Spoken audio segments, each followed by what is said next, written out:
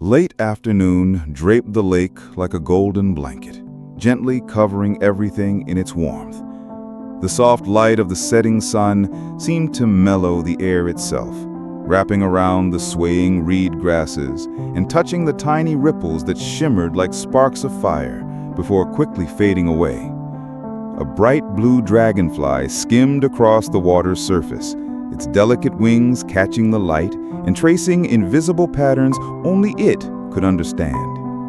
In the distance, trees cast long shadows on the water, carrying a faint, musty scent of decaying leaves mixed with the dampness rising from the lake. Ethan Parker sat at the end of an old wooden pier, bare feet dangling just inches above the water. In his hand was the fishing rod he'd carried through countless summers, the line drifting lazily as if in no hurry. But instead of watching the bobber, his eyes wandered to the horizon, where the golden hues of sunset blended into the deepening purples of twilight. This wooden pier was his sanctuary, and only his. It had been there before Ethan knew what tests, parent-teacher meetings, or the feeling of being left behind even meant. Before his father left town 2 years ago, leaving behind a house filled with silent dinners and a mother whose eyes often welled up late at night. The lake didn't ask why his father left. It didn't care how many friends he had or what his class rank was. It simply existed, vast, deep, and patient. And that was enough to give Ethan a sense of peace unlike anywhere else. The quiet here wasn't absolute silence. The water whispered softly, brushing the pier's posts like it was speaking its own secret language. The leaves above rustled as if someone was slowly turning the pages of a giant, invisible book. Somewhere far off, a loon called out, long, haunting, and just eerie enough to send a chill down Ethan's spine. He shifted position, gripping the rod tighter, eyes fixed on the dark blue depths below. This lake was deeper than its peaceful surface suggested. His grandfather had told him stories about rotting logs resting quietly on the bottom for 100 years, about rocky crevices where giant catfish hid, and things nobody was sure were real or just tales to scare kids. Today had started like any other day, except Ethan didn't know this ordinary afternoon was about to unlock a story he'd never forget. The bobber twitched lightly. Ethan frowned, leaning in. Then suddenly, the line jerked tight. This is big, he thought, his hands quickly guiding the rod, feeling the heavy, persistent pull beneath the water. But the feeling was different. It wasn't the frantic thrashing of a fish. It was something hard, heavy, stuck. Ethan leaned over and began pulling slowly, inch by inch, hearing droplets drip back onto the lake's surface from the fishing line. A dark object emerged, covered in algae, faintly reflecting the cloudy glass beneath the water. Ethan's heart raced. As it broke the surface, he realized it was a tall-necked glass bottle sealed with what looked like aged beeswax. The bottle's surface was coated with moss, clumps sliding off with falling drops. Inside was a small folded piece of paper, yellowed and hidden behind the murky water. Ethan squinted as if time itself slowed down. He didn't know then that this moment would be the first thread pulling a vast hidden tapestry out of the darkness, a secret sleeping at the bottom of the lake for decades. Ethan sat motionless on the shore, hands trembling as he held the moss-covered glass bottle. The sun was slipping behind the trees, painting the water with warm orange hues. He gently shook the bottle. The yellowed paper inside fluttered with every movement. A strange mix of excitement and fear crept into his chest. In that instant, Ethan had no idea what he held would unravel a story buried for 70 years, a promise never forgotten, a journey connecting two lives separated by a lifetime. He glanced down the dirt road leading back to town, silently wondering, who put this note in the bottle, and why did it drift here into his hands? Ethan curled up on the old wooden chair on the porch, the small glass bottle resting comfortably in his palm. He just rinsed the off at the garden faucet, the layers of algae peeling away to reveal thick glass, scratched and scarred like marks of time. The late afternoon sunlight slanted through, making the bottle gleam like a rough crystal, and inside, the crumpled square of paper still faintly visible. The caps had turned rusty brown, the threads below corroded, but it still held tight, as if half a century hadn't been enough to break its seal.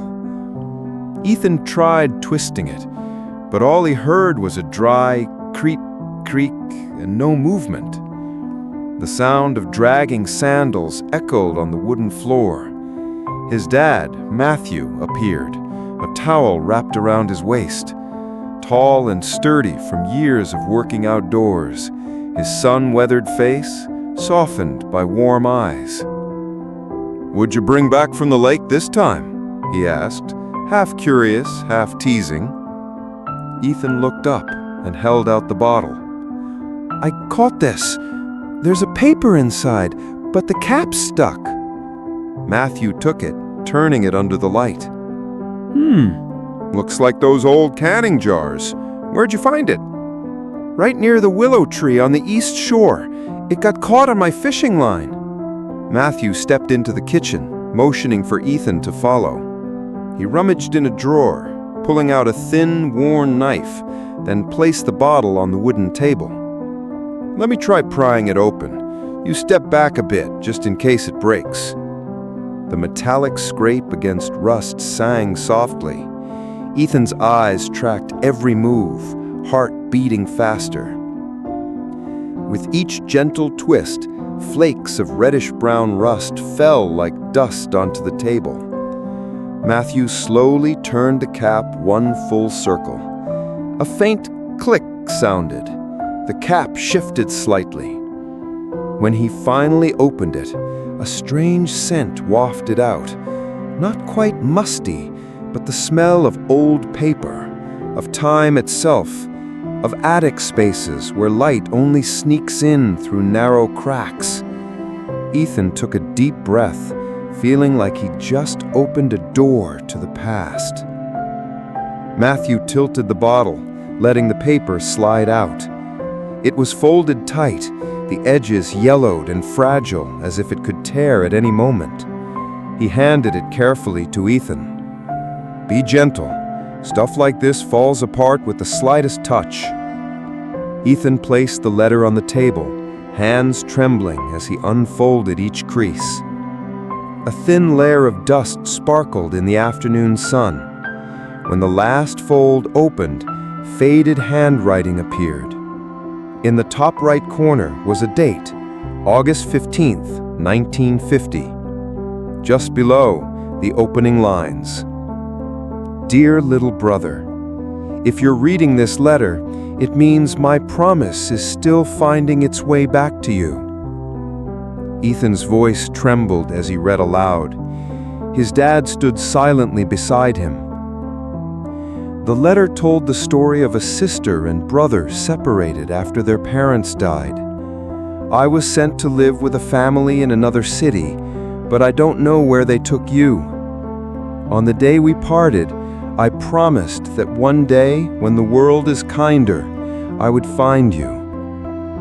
The words were soaked with longing and hope, as if the writer poured their whole heart into every sentence. The final lines were shaky, probably tears. "Someday, when the world is kind again, we'll find each other." Ethan sat quietly. The letter still seemed warm with the sister's breath, even after 70 years. Matthew took a seat across the table, tapping his fingers gently.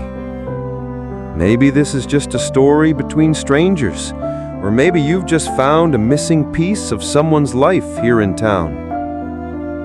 Ethan gazed out the window. The lake was now painted in deep purples, small ripples gently rolling. Inside him stirred an indescribable feeling, curiosity, emotion, and something like an invisible thread connecting him to the two people in the letter. That night, Ethan lay awake. The letter sat on the bedside table, the soft yellow light casting shadows over the trembling words. He thought of the sister, the brother, and the question that kept echoing in his mind. Had they ever found each other? The next morning, early sunlight streamed through Ethan's bedroom window, casting pale golden rays onto the glass bottle resting on his desk. He had cleaned it last night, but the scratches on its surface and patches of algae still clinging in the crevices reminded him it had spent a long time at the bottom of the lake. The letter inside, now carefully pressed between two glass panes for preservation, still carried that faint musty scent of old paper and time. Ethan sat on his desk, elbows resting on the surface, chin propped on his hands, eyes fixed on the faded words. He read the letter over and over, trying to imagine the sister and brother in the story. The words vibrated in his mind like echoes from a distant time he never lived. Dear James, I don't know where you are now, or if you're even safe. The day they took us apart was the hardest day of my life. I promised I'd find you, no matter what. Someday, when the world is kind again, we'll find each other. Love, your sister, Margaret. 08/15/1950. The names James and Margaret etched themselves deep into his thoughts. Ethan didn't know why, but an urge to uncover their story grew stronger every minute. He thought if he let it go, no one would ever know or remember them again, and that thought made him restless. Ethan pulled an envelope from his desk drawer. The italic handwriting on it was faded and smudged, but he could still make out part of the address. Blank, blank, blank, Willow Street, Mapletown. He knew Mapletown. It was an old town about 10 miles from where he lived, but Ethan had never been there. His mom said Mapletown had changed a lot over the past decades. Maybe the house was still there, or maybe it was gone. That afternoon, Ethan brought the envelope and letter down to the kitchen and laid them in front of his parents. Ethan said, "I want to find out about these two people." His mom looked up, surprised. "You think they're still alive?" Ethan shrugged. "I don't know. But if they are, I want them to find each other, or at least know what happened." His dad smiled softly, but with a hint of skepticism in his eyes. "That address is probably part of a new neighborhood now. You can go check it out, but don't expect to find the old house." Arriving there. That weekend, his dad drove him to Mapletown. The small town stretched out with maple trees lining the streets, their yellow leaves scattered, even though it wasn't quite fall yet. When they reached Willow Street, Ethan looked around, but instead of the old wooden houses he'd imagined, the whole block had been replaced with new brick homes painted in bright colors. No trace of 1950 remained. Ethan walked down the street, scanning every door and fence. An elderly woman was watering flowers in her yard. He approached politely. "Excuse me, ma'am, have you lived here long?" She paused, thinking. "I moved here about 15 years ago. The whole area was rebuilt then. The old houses were torn down, dear." Ethan's heart sank a little. He thanked her and returned to his dad waiting nearby. It seemed like the trail had gone cold, but as he walked away, a thought struck him. Even if the house was gone, information about the people who once lived there had to exist somewhere. On Monday, Ethan told his history teacher, Miss Parker, about the story. She loved old stories and often encouraged students to explore local history. Her eyes lit up.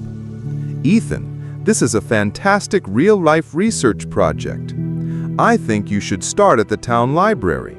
They keep archives of old newspapers and census records going back 100 years." She also gave Ethan a letter of introduction so he could access archival materials that kids normally weren't allowed to see.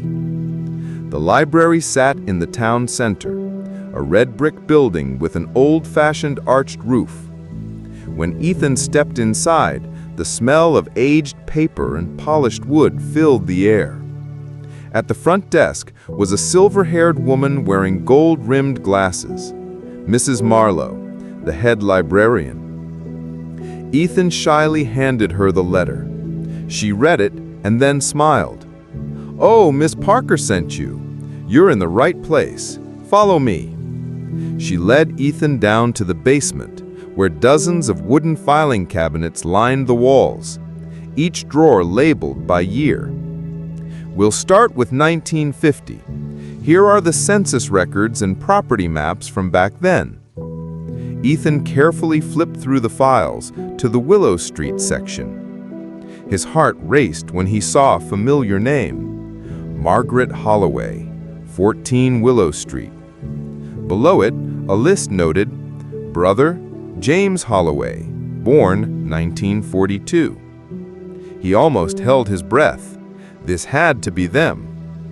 Mrs. Marlowe also found a 1950 newspaper article from the Maple Gazette titled, "Two Orphaned Siblings Separated After Tragedy." The article explained that Margaret and James's parents had died in a railroad accident. With no close relatives, the authorities split the siblings, sending them to different foster families. Margaret was 12, James was 8. Ethan read the article multiple times. The image of two children hugging and crying at a train station kept playing in his mind. At the end, it mentioned that Margaret and James were sent to separate orphanages. After that, no one knew what happened to them. Mrs. Marlowe told Ethan, "You know, Margaret Holloway might still be alive. I think I saw a similar name in the records for Green Pines Nursing Home on the outskirts of town." The name Green Pines sent a mix of excitement and worry through Ethan. If true, Margaret would now be in her 80s, and maybe James was still out there somewhere. Ethan wrote down the address, heart heavy but determined. He knew this journey was far from over. In fact, it was just beginning. Ethan sat in the back seat of the family car, clutching the old glass bottle tightly, as if afraid it might disappear. Outside the window, the bare trees slipped past as the car turned onto the road leading to the nursing home. The sky was gray and overcast, the morning chill pressing softly against the car window, but inside Ethan, a strange warmth was rising. "Are you sure you want to do this today?" his mom asked, turning her head with a mix of worry and curiosity in her eyes. "Yes, if I don't go, I'll always wonder," Ethan answered, his voice more determined than his young appearance suggested. His dad, driving, gave a slight nod. "Okay, but remember, sometimes the answers we get aren't what we hope for." Ethan just squeezed the glass bottle tighter. He'd read and reread the letter so many times over the past week, memorizing every word and every smudge of ink. The writer, signing as Margaret, had promised her brother, "Someday, when the world is kind again, we'll find each other." And today, Ethan believed he was one step closer to making that promise come true.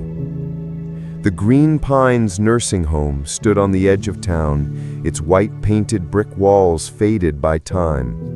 When Ethan's family entered, the scent of cleaning solutions mixed with a faint herbal tea fragrance filled the air. Inside was a long hallway carpeted in green, with faded landscape paintings hanging along the walls. A nurse greeted them at the front desk. "Hello, "How can I help you?" she asked, gently and professionally. Ethan's dad said, "We're here to see Mrs. Margaret, I believe the records say Margaret Holloway." The nurse checked the log. "Ah, she's in room 214. But she's no longer a Holloway. She goes by her married name now, Margaret Collins. I'll take you there." Ethan's heart pounded. The name Holloway in the records wasn't a coincidence. The door opened. Room 214 had a window overlooking a small garden. An elderly woman with silver white hair, wearing a purple sweater, sat at a wooden table knitting a scarf. As they entered, she looked up. "Hello, Mrs. Margaret," the nurse introduced. "This is Ethan and his parents. They have something to share with you." Ethan stepped forward and gently placed the glass bottle on the table. I found this near the old river. Inside, there's a letter dated 1950, signed by Margaret." Mrs. Margaret paused, her breath caught for a moment. Her pale blue eyes widened, then welled with tears. "A letter? From 1950? She whispered, voice trembling. Ethan nodded and pulled out the carefully pressed letter from a plastic sleeve, handing it to her. She unfolded the letter, her thin hands shaking. When she reached the last line, she covered her mouth as tears streamed down. "James," she murmured. Mrs. Margaret set the letter down and looked at them. "James Holloway, my little brother. We were separated when our parents died. I was 12, he was 8. I was sent to live with a family in town, and James, well, he was adopted in another state. We never saw each other again." She gave a sad smile. "I wrote that letter and hid it near where we used to play, by the riverbank. I hoped if James ever came back, he would find it. But I never imagined that you would be the one to find it." Ethan asked, almost holding his breath. "Do you want to find him?" Mrs. Margaret looked at him for a long moment, weighing the question. Then she nodded, taking Ethan's hand in hers. "If there's even a glimmer of hope, I want to try." Her eyes shone, though shadowed by 70 years of waiting. Ethan's dad said, "We can try to find him. We have his full name and birth year, and with what's left in the records, we might be able to trace a lead." Mrs. Margaret squeezed Ethan's hand gently. "James Holloway, born 1942, black hair, brown eyes, and a smile that could make all troubles disappear." Her voice broke. "If he's alive, he must be close to 80 now." Ethan looked straight into her eyes. "I'll do my best, just like you promised him." Mrs. Margaret smiled through her tears. "Thank you, Ethan. You've done something I've longed for my whole life. You've rekindled hope." The room fell into a warm silence where invisible threads of memory, family, and faith began to weave together. And so, the journey to find James Holloway, the lost little brother separated for 70 years, officially began. That afternoon, as they left the nursing home, the October wind brushed against Ethan's skin like a gentle reminder. Time keeps moving, and no one knows how many chances remain to finish unfinished stories. Ethan sat in the back seat, eyes fixed out the window. The sky was a dull gray like an old painting. A few yellow leaves stuck to the glass before sliding down, leaving faint streaks. In his mind, the image of Mrs. Margaret kept replaying, her thin, trembling hands tightly holding his, her eyes both pleading and fearful, and her nearly inaudible nod that seemed to move the whole family. He knew that from that moment, He had accepted a promise, not one spoken aloud, but one that had seeped into his blood, to find her brother. That evening, Ethan's family sat around the dinner table, but hardly anyone touched their food. His mother gently pushed the mashed potatoes toward his father, who only smiled tiredly and shook his head. No one wanted to break the heavy silence. Finally, Ethan spoke up. "I want to start searching somewhere. We can't just sit and wait." His father looked at him, then at his wife. "We need specific information. Margaret said her brother was adopted in another state in 1950. That's our only lead." Ethan's mother nodded. "The adoption date, birth name if they have it, but she can't remember clearly, only that his name was James." Ethan repeated quietly, "James Holloway." The name echoed in his mind like a distant bell, vague but impossible to ignore. The next day, Ethan went to the town library. It always smelled of old paper and damp wood, a scent that made him feel like he was stepping into a vault of memories. At the front desk was a middle-aged woman with salt and pepper hair, named Mrs. Lillian. When Ethan told her the story, she raised an eyebrow, then softened her gaze. "You know, I've worked here for 30 years, but every time someone looks for a lost relative, my heart still races like the first time. We'll start with the adoption records." She led Ethan and his parents into a small room filled with boxes of files labeled by year. Dust and time mingled in the air. Ethan felt each breath grow heavier, as if he were inhaling decades-old forgotten stories. The search was not simple. Many records had been lost or were stored in other states. Lillian contacted archives in neighboring states. The phone rang constantly, her voice gentle but determined. Every time she hung up, she took notes in a thick ledger. Ethan sat nearby, eyes glued to every line, feeling like he was following a treasure map, except the treasure was a living, breathing person.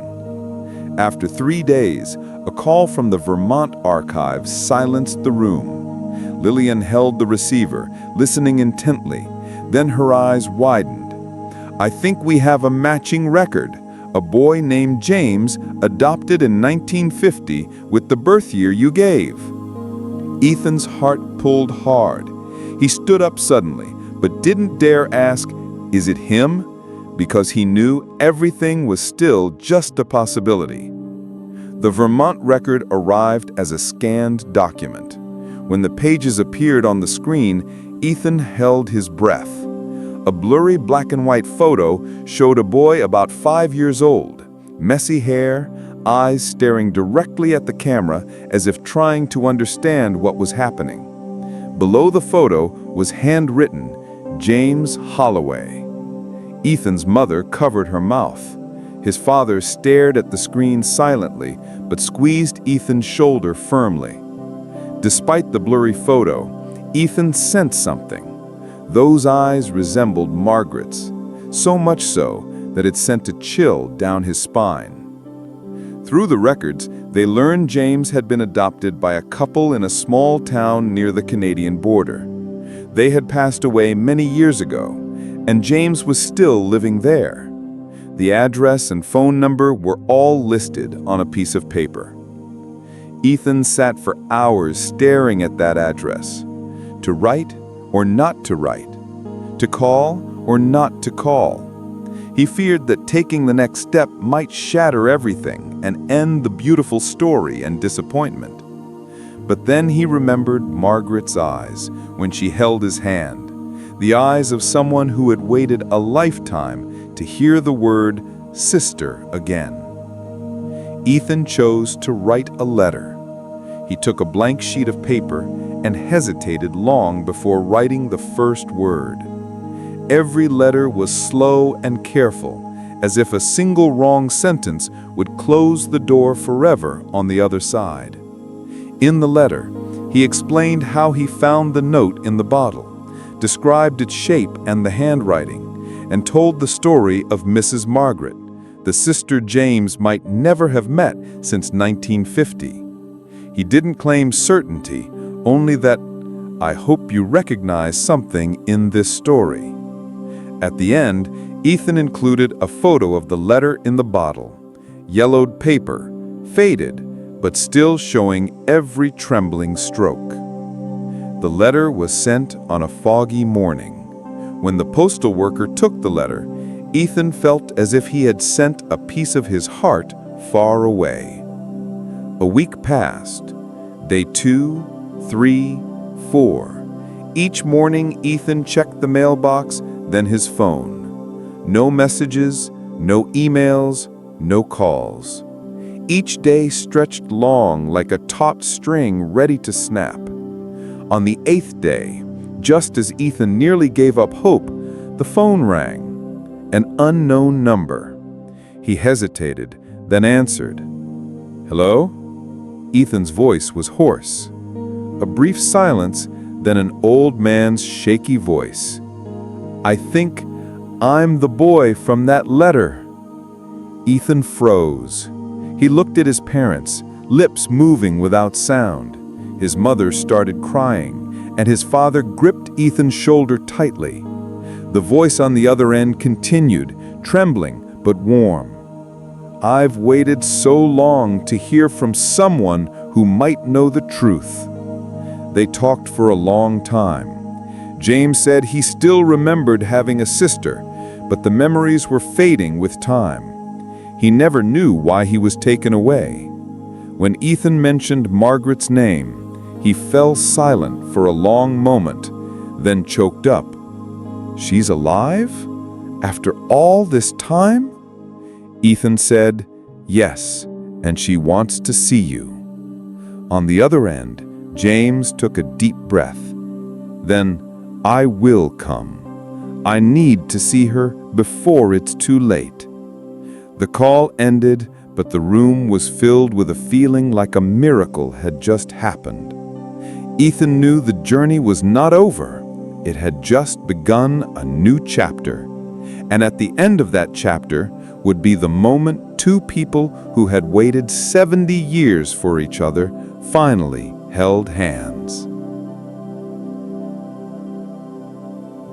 That morning, the sky wore a soft gray hue, as if the weather itself knew this day was unlike any other. The road leading to the nursing home was lined with old maple trees, their golden autumn leaves already beginning to fall, spreading a thin layer along the path. In the quiet space, the sound of car wheels rolling slowly over the cobblestone street was strangely clear. Inside the nursing home, a small room at the end of the hallway had been prepared the night before. Care staff and several volunteers had carefully hung black and white photos from the 1950s on the walls. Smiling faces, neatly combed vintage hairstyles, flared dresses, and tidy suits. A large vase sat on the table, filled with white lilies mixed with wild yellow daisies.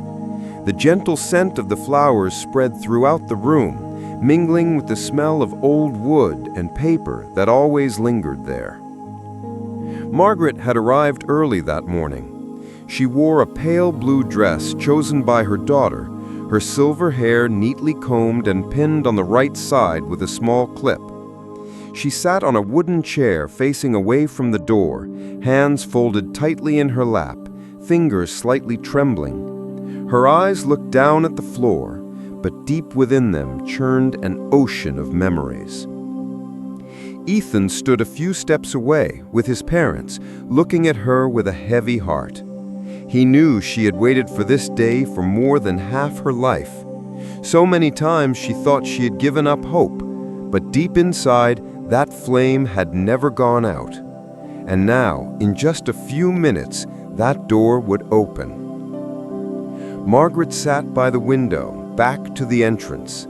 She wore a pale blue wool dress, her silver hair tied neatly at the back. On her lap, her thin hands clenched tightly together, as if letting go would make the emotions swirling inside her chest slip away. Her shoulders trembled slightly, but her eyes, gazing out the window, seemed to be looking toward a distant place, across space and time, to the last day she saw her brother. That year, Margaret was just 12, and James was only 8. Their parents worked for a railroad company, frequently moving between states. The accident happened on a summer afternoon. The freight train derailed on a bridge, and everything happened too quickly. Margaret only remembered the sound of metal snapping, the clattering wheels before all plunged into deadly silence. Their parents never came back. The two siblings were sent to an orphanage in the neighboring state. At first, Margaret believed they would always be together, but a month later, James was adopted by a family from a distant state. Margaret still clearly remembered that day. James wearing a red knit jacket, clutching a worn teddy bear, standing by the car door, eyes wide, searching for his sister. She ran after, calling his name, but the car rolled away, leaving their cries lost in the cold wind. For 70 years, that memory remained a scar that never healed. The door to the room opened quietly. Slow footsteps echoed behind Margaret. She took a deep breath, her heart pounding as if she had become the 10-year-old girl standing in the orphanage yard, waiting for something uncertain. When the footsteps stopped, she slowly turned. A medical staff member quietly announced, "They have arrived."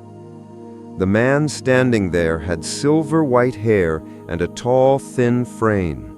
His eyes, pale blue, sparkled with unshed tears. No one spoke a word. Everyone seemed to hold their breath. Margaret heard the door, slowly turned her head. For a moment, all sound vanished. Her gaze stopped on that face, no longer the 8-year-old boy from long ago, but James's features remained. Deep eyes, determined chin, and the once familiar smile now trembling at the corner of his lips. "James," she whispered hoarsely, barely audible, only for him to hear, "my dear little brother." James stepped in, his legs seeming to lose all strength, but his heart beat so hard it hurt. He sank to his knees before her, arms wrapping around her thin shoulders. "I never stopped looking for you." His voice cracked, each word drawn from the depths of decades of loneliness. Margaret held him tightly, hot tears falling on his coat. "Me too. I never stopped waiting." Ethan stood nearby, his throat tightening. His parents were silent too, his mother wiping away tears. The nursing home staff, who had never met James before, were also moved to the point of turning away to hide their reddened eyes. The small room suddenly became unusually warm. Tears mixed with laughter, as if two people were trying both to make up for lost time and to hold on to every passing second. James took out an old yellowed photo from his pocket. "Do you remember this? I was only 6 then." Margaret looked, her eyes lighting through tears. "I remember. That was the last time I saw you." They began to tell, in broken fragments, the lost years. James spoke of his adoptive family, of the times he searched for clues but found nothing. Margaret recounted the years she stayed behind, the letter that Ethan had found buried deep inside the glass bottle. Ethan stepped back a few steps to give them space, but inside him, warmth welled up, as if he had just witnessed a long-lost puzzle piece finally finding its place. That autumn afternoon, the chilly breeze slipped through the blazing golden leaves outside the town library window. The small exhibition room in the northeast corner of the building had been carefully prepared all week long. On the dark wooden shelf, Under the warm glow from the ceiling lights, the old glass jar stood quietly, as if it had been waiting for this moment its whole life. Inside the jar, the brownish-yellow letter was neatly placed, its slender but determined handwriting visible. The paper was worn at the edges, yet every line remained clearly readable, like a whisper from the past echoing back. In front of the shelf, a small brass plaque was engraved with the words, "The Jar of Promise, a story of faith, family, and time." The town librarian, Mrs. Marlowe, personally cleaned every corner of the display case glass. When she looked up, she saw Margaret and James standing beside Ethan and his family. They silently gazed at the jar. No one spoke, but in their eyes shimmered an emotion that words could never fully capture. Margaret gently touched the glass, as if she could feel the warmth of her tiny hand from more than 70 years ago, when she placed the letter in the jar and cast it into the river. Back then, 8-year-old Margaret didn't know if her message would ever reach her brother. But she believed so deeply that whenever she thought of James, she imagined the jar still drifting, endlessly, finding its way home. James stood nearby, his hands trembling. He had lived a life shadowed by a vague emptiness in his memory, a nameless sense of loss. Now that jar and the letter were like the final piece, restoring the complete picture for him. Ethan silently watched the two. He never imagined that a cleanup by the riverbank would unveil a story spanning 70 decades. He remembered the first moment he pulled the jar from the muddy water, covered in moss as if trying to guard the secrets of time. He remembered his heart racing as he read the first lines. And now, with the story closed, he realized this. Sometimes, just a small act, picking up what seems meaningless, can change someone's entire life. On the opening day of the display, the library welcomed everyone. Town residents, young and old, came one by one. Some read the information plaque and smiled softly. Others wiped away tears. A boy about 10 stood long before the glass case, eyes wide open. His mother bent down and whispered, "You see, if someone believes and never gives up, miracles will come." Margaret and James became regular visitors to the library.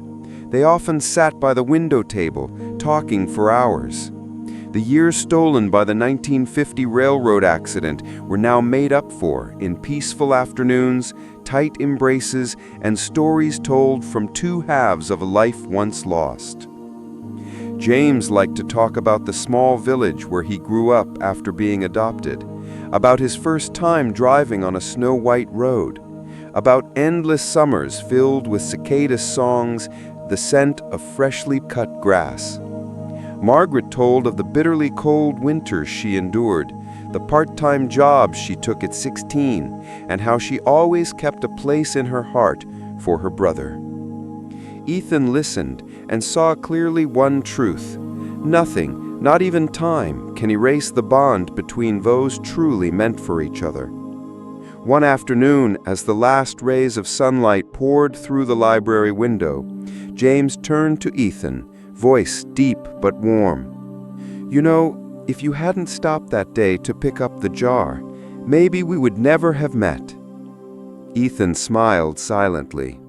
He knew he was only a small part of the story, but the part that helped it find the most beautiful ending. Margaret touched her brother's hand, her eyes full of gratitude.